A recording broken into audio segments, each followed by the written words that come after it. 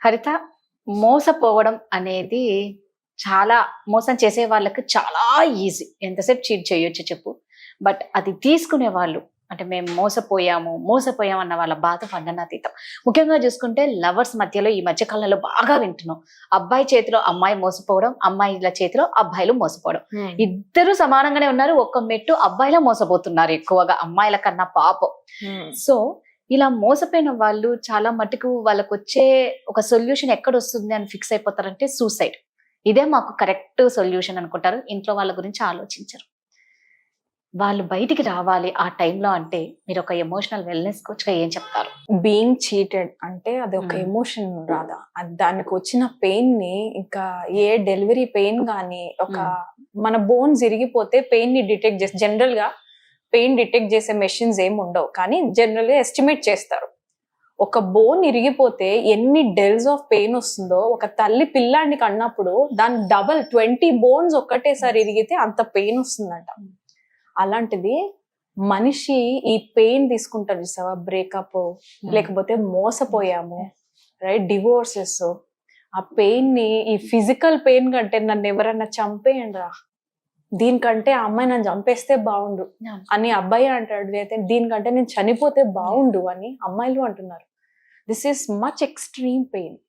Emotional pain ఎలా ఉంటుందంటే ఇక్కడ రియల్ లైఫ్ లో ఫిజికల్ గా కూడా మనల్ని తిన్నివ్వదు, ఉండనివ్వదు, బతకనివ్వదు, ఏదైనా పని చేయనివ్వదు. Because emotionally are heavy. అది కూడా ఎందుకు వస్తుందో చెప్తాను. Every thought is an energy రాదా. ప్రతి థాట్ కూడా ఒక ఫ్రీక్వెన్సీ వేవ్ రిలీజ్ చేసే radiation or vibration, right.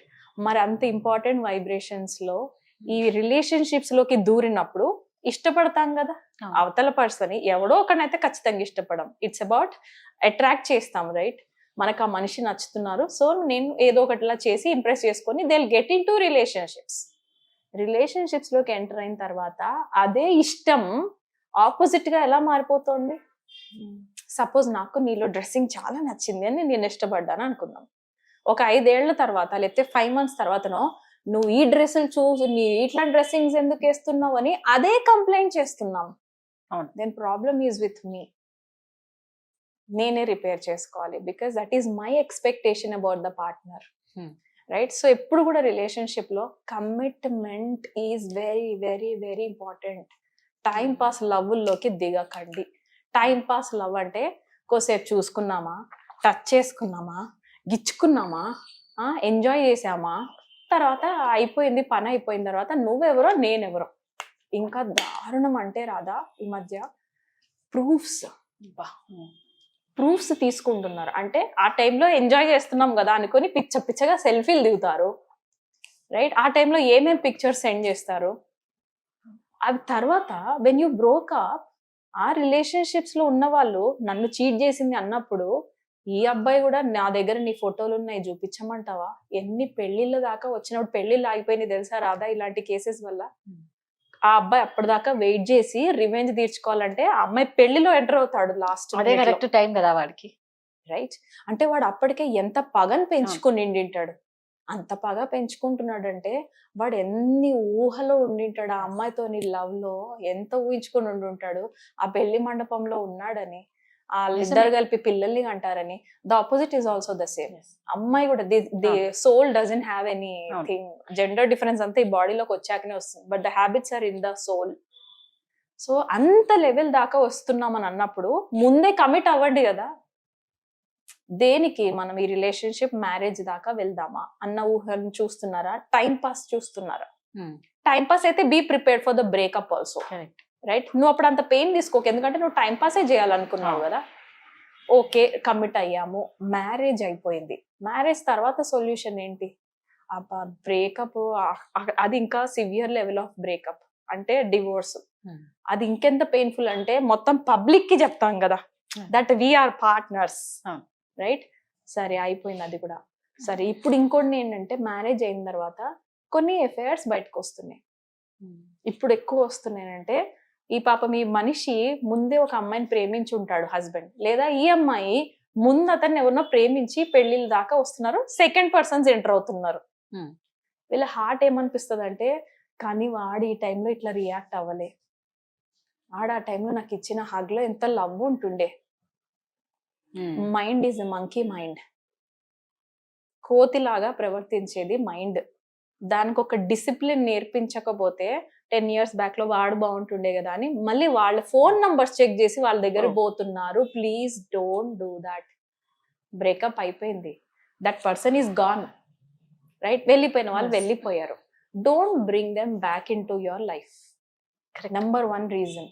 Cheating జరుగుతున్న వాళ్ళకి పెయిన్ ఇక్కడ నుంచి వస్తుంది రాదా. ఈ పార్ట్నర్ ఎవరైతే ఉన్నారో they are going back to their previous relationships. Don't gonna. ఎందుకంటే నీతో పాటు కొత్తగా రిలేషన్షిప్ లోకి వచ్చిన వాళ్ళని ఎందుకు చీట్ చేయాలి రాదా? కరెక్ట్. అవతల పర్సన్ కి ఎంత భయంకరమైన పెయిన్ తెలుసా అది. దొరికిపోయిన తర్వాత మళ్ళీ నీ వల్లనే నేను పోయినా అని ఇంకొక ఆర్గ్యుమెంట్లు. అందులో నువ్వు నాకేం చేయలేదు కాబట్టి నేను ఆడికి పోయినా. అమ్మాయి కూడా అదే అంటోంది, అబ్బాయి కూడా అదే అంటున్నాడు. It's much more painful. సరే, ఇప్పుడు మోసపోయాను టాపిక్ అసలు ఇది కదా, జనరల్ గా చెప్తున్నా ఇలాంటి కేసెస్. ఇప్పుడు నేను మోసపోయాను రాదా, నాకు అర్థమైంది నేను మోసపోయాను అనేసి. ఆ ఎమోషన్ ని నేను ఎలా హ్యాండిల్ చేయాలి? ఒక్కటి మాత్రం చెప్తాను, ఆ 2 చాయిసెస్ తప్ప మిగతా ఏ చాయిసెస్ అన్నా చూస్ చేసుకోండి. Option A, option B are not allowed. ఏంటి అంటే, don't kill yourself. Right? చనిపోవద్దు. చావు ఒకటే ఏ ప్రాబ్లం కి సొల్యూషన్ కాదు. మన పెద్దవాళ్ళు చాలా సార్లు చెప్పారు, ఓపిక పట్టండి. ఎందుకంటే టైం మారినప్పుడు నీ ఎమోషన్స్ కూడా హీల్ అవుతాయి. నీకు ఇప్పుడు ఈ రోజు మోసం అనిపించింది, 2 years తర్వాత లెసన్ అవుతుంది. కరెక్ట్? నువ్వు మళ్ళీ అలా మోసపోకుండా నీ బ్రెయిన్ దానికంటూ ఏ పర్ఫెక్ట్ పార్ట్నర్ ని వెతుక్కోవాలో it will have its own defence mechanism system, which is super. Wait, don't kill yourself. Maybe నీ లైఫ్ చాలా బాగుంటది, ఆ రోల్ కూడా ఉండొచ్చు. ఖచ్చితంగా. రైట్? సో ఏ ఆప్షన్ తీసేయండి. B option, kill the other person. Right? పక్కన వాళ్ళని చంపి నువ్వేం సాధిస్తావు? జైల్లో వెళ్ళి కూర్చుంటావా? నువ్వు జైల్లో కూర్చున్నప్పుడు నేను పెంచిన అమ్మ నాన్నలో wow look at my son, look at my daughter అని ప్రౌడ్ గా ఫీల్ అయ్యి కాలర్ ఎగరేసుకుంటారా? మీరన్నా వెళ్ళి ఆ జైల్లో సఫర్ కావాల్సిందే. ఆ జైల్లో చుట్టుపక్కల ఎట్లుంటారు అనుకుంటున్నావు? నేను చూసాను రాదా జైలుకి వెళ్ళి ఒకసారి. It was very painful. చిన్న అమ్మాయి 6 months బాబుని తీసుకొని కూర్చుని, సో బ్యూటిఫుల్, వెరీ యంగ్. ఇంత అందంగా 16-17 years ఉంటాయేమో హార్డ్లీ.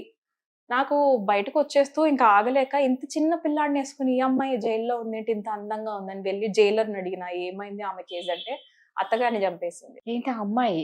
అత్తగారిని చంపేసింది.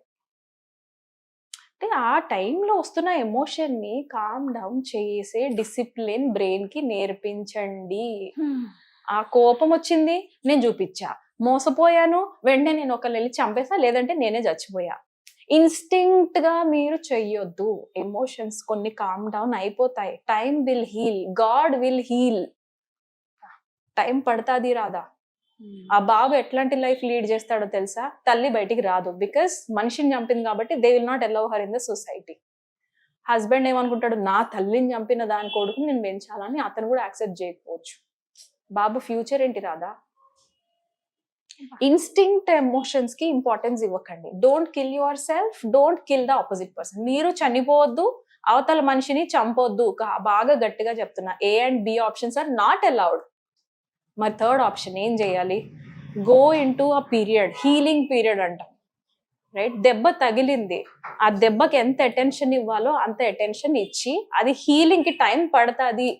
ఫిజికల్ గా ఏదైనా దెబ్బ తగిలి రాసుకుంది, 2వ రోజు మానిపోతుందా రాదా? ఆ చిన్న దెబ్బనే టైం పడుతుంది. మరి ఎమోషనల్ పెయిన్ కి టైం పట్టదా? 1 month పట్టొచ్చు, 2 months పట్టొచ్చు, 3 months పట్టొచ్చు. మరి అప్పుడు ఏం చేయాలంటారా? మీ ప్యాషన్స్ ఏవైతే ఉంటాయి కదా, చిన్నప్పుడు వదిలేసి ఉండుంటారు, అది డాన్స్ అవ్వచ్చు, సింగింగ్ అవ్వచ్చు, పెయింటింగ్ అవ్వచ్చు, లేదంటే ట్రావెలింగ్ అవ్వచ్చు, రైట్? లేదంటే ఎక్కడన్నా వేరే కంట్రీకి వెళ్ళి ఇంకేదైనా చేయాలని అనిపించవచ్చు. ఇవి చూస్ చేసుకోండి. Not this, not this. Not going to another lady, not going to another boy. Third option లో these are not allowed. Right? Good habits వైపు మళ్లించండి మనసుని. మీ ప్యాషన్ లో నుంచి తెచ్చుకున్న తర్వాత 2 years తర్వాత మీ కన్సిస్టెంట్ ఇందులో వర్క్ చేస్తారు కదా, ఈ కన్సిస్టెంట్ వర్క్ నుంచే వాళ్ళ ప్రొఫెషన్ ఫామ్ అవుతుంది రాదా. ఈ పెయిన్ నుంచే డబుల్ సక్సెస్ పొందుతారు. నేను రాసిస్తాను, నిజంగా చెప్తున్నా.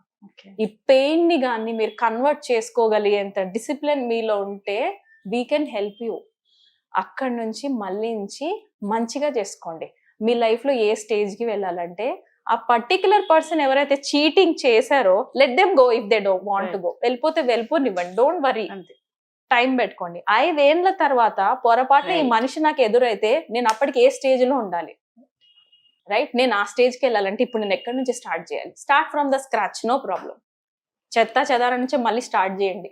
రూమ్ చెల్లా చెదురు పడిపోయి ఉంటుంది, అక్కడి నుంచే సర్దుకుంటూ స్టార్ట్ చేయండి. ఒక్కొక్కటి మీకు ఏం వస్తువులు అవసరమో ఇంట్లో ఉంచండి, ఏం వస్తువులు అవసరం లేవో ఇంట్లో బయటపడే. I mean the mind. నేను ఓన్లీ ఇంట్లో డీక్లటరింగ్ అన్నట్ల, మైండ్ లో కూడా మీకు ఏ సంస్కారాలు, మీకు ఏ హ్యాబిట్స్ యూస్ఫుల్ అవుతున్నాయో అవే ఉంచుకోండి. ఏ హ్యాబిట్స్ అనవసరం అనిపిస్తున్నాయో పక్కకు పడేయండి. ఆ హ్యాబిట్స్ ఏంటో చెప్పనా? ఇన్స్టాగ్రామ్ లో ఒకరు పోస్ట్ లో ఒకరు చూడడం, రైట్? అవి ట్రిగ్గర్స్ అవుతున్నాయి మీకు. Can you see? ఇప్పుడు బ్రేకప్ అయిపోయింది, వాళ్ళు వేరే పెళ్లిళ్ళు చేసుకుంటున్నారు, నువ్వెందుకు చూసి ప్రతిసారి పెయిన్ నీకు నువ్వు ఇచ్చుకోవటం? ఓకే, మోసం చేసిందో చేశాడో ప్రతిసారి, కానీ ఈ అమ్మాయి కూడా మోసపోతుంది, కానీ లేదు ఈ అబ్బాయి కూడా మోసపోతున్నాడు, సో నేను ఆపాలి. నువ్వేమైనా మదర్ తెరిసావా ప్రపంచాన్ని కాపాడడానికి? No, that's not your job. God will take over, right? Time will take over. నిజంగా వాళ్ళు అలాంటి పర్సనాలిటీ అయితే they will take their karma back. నేను పెద్ద కర్మ సెట్టర్నా? Don't take that responsibility. మన లైఫ్ నాశనం చేసుకుంటే మనం పెంచిన అమ్మ నాన్నలు ఏం కావాలి రాదా? కరెక్ట్, నిజం, ఎగ్జాక్ట్లీ. యా, 5 years తర్వాత నేను ఈ మనిషి ఎదురైతే నేను ఎట్లుండాలి? తర్వాత మంచి థాట్ వస్తుంది. 10 years తర్వాత నేను ఎలా ఉండాలి? 20 years తర్వాత ఈ మనిషి ఎదురైతే నేను ఏ స్టేజ్ లో ఉండాలి? వాళ్ళు నా దగ్గరికి రావడానికి కూడా సెక్యూరిటీ గార్డులు ఉండాలి. You can imagine this also కదా. దాని వైపు వర్క్ చేద్దాం, right? Don't kill your self. నిజంగా అంటే ప్రతిదానికి కొంచెం పేషెన్స్ గా ఉంటే టైం ఖచ్చితంగా ఆన్సర్ ఇస్తుంది మనకి. Yeah, time is a good healer. నిజంగా మనకంటూ ఒక రోజు వస్తుంది, ఏది జరిగినా మనం మంచి కనుక్కొని స్ట్రాంగ్ గా ఉండడం అంత బెస్ట్ ఇంకొకటి లేదు. చెప్పారు. Thank you.